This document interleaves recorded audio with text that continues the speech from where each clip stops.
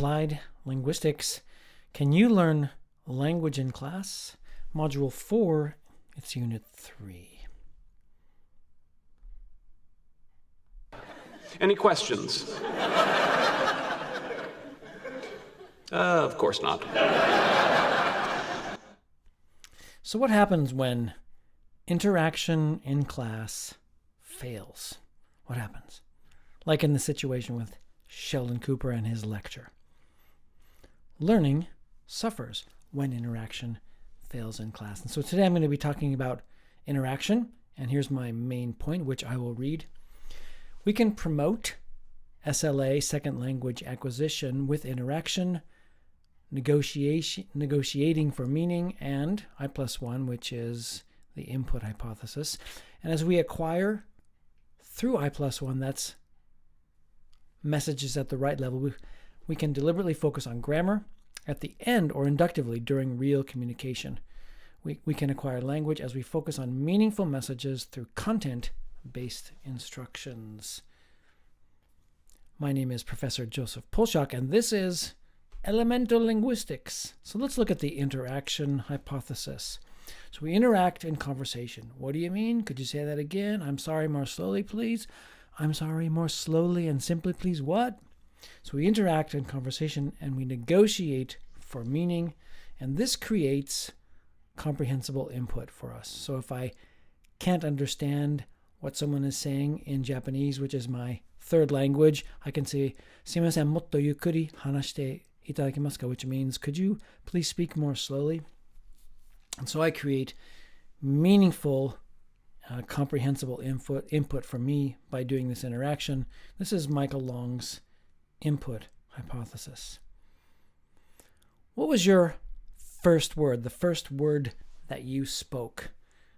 Famously, Picasso's first word was pencil, lápiz in Spanish. And my first word, I'm very proud to say, was banana. Banana. Now, if I were a little bit older and I said to my mother, banana, she might say, "May I have a banana, please?" And then I would repeat correctly, "May I have a banana, please?" using the correct grammar and form of politeness. This is an example of interaction. So remember, when we interact, could be the teacher interacting with the student, or the student interacting with the teacher, or students interacting with each other, or you interacting with people in conversation. When we interact, we get more input. And input, of course, is related to I+1. What is I+1? It's meaningful input at our level. I equals our level, and +1 is just a little bit above it, so we can learn something new in the input. So I+1 is input that's just a teeny bit above our level so that we can learn from it. If it's I+2 or 3, it's too difficult. I+0 would be exactly at our level. So input and interaction go together. Interaction supports the input hypothesis. The input hypothesis supports the idea of interaction. And now I want to bring up the point of teachability, which relates to the idea that we learn grammar or acquire grammar in a sequence, the natural order hypothesis from Krashen. Teachability. With teachability, we think about what learners are ready for. Are you teachable? That's one thing. That's kind of an attitude. Teachable person is a person who's humble and ready to learn. But teachability is a more technical idea that means someone's ready to learn something, which means that we need to know our students' level. Are they ready for the particular thing we're teaching? And of course, if you're a learner, a second language learner, you need to know your level and what you're ready for. Basically, teachers need to teach students what they are ready to learn. This is a hard thing to know what to do. So what can we do? How can we apply the concept of teachability? Well, we can do extensive graded reading. This is a picture of my website, readoasis.com, advertisement, readoasis.com. If you notice here on the levels menu, we have 10 different levels. So the idea is that learners can enjoy stories at the right level. At the right level, so it's not too difficult for them. And what is the right level? Well, for pleasure reading, they need to know at least 98% of the words in every story or on every page, which means 2% of the words are unknown. That's kind of like I+1, so that you read a story, you know 98% of the words, but from that 2%, you can learn new information. Here's a famous example of a school here in Japan where I work that uses this teachability hypothesis or idea. It's called the Scientific Education Group, SEG. It's a set of cram schools, but they're very special and unique cram schools in Tokyo, Shinjuku, Japan. And this is a picture of one classroom. And what's amazing about this classroom is that it has about 20,000 books. That's my former student, Shodi, there. And we went and visited this classroom, and we were amazed at the number of books in this classroom. And every classroom in this school is like this, just surrounded by wonderful books. And the key point is that the books are at the right level for the students. And they have tons of them. Here's a picture of their library, but also I think the place where they buy books and bring them in and catalog them. And this is Dr. Furukawa, the founder of SEG. My point being that they use not a cram school approach, but a free pleasure reading approach, so that if a student goes to the school for 6 years, they might read 1, 2, 3, 4 million, 6 million words, but always at the right level. So they're always using the teachability idea, teachability hypothesis, where the students are reading books at just the right level. It's one of the best examples of an extensive reading program in Japan, and you can read about it here on my blog at ilinguist.net/SEG. So that's a great example of teachability and, of course, extensive reading. Now let me bring up the idea of grammar at the end. What does that mean? The end often means the goal. In this particular case, class case, the idea of grammar at the end is not the goal of grammar being everything, but doing grammar after something, doing grammar at the end.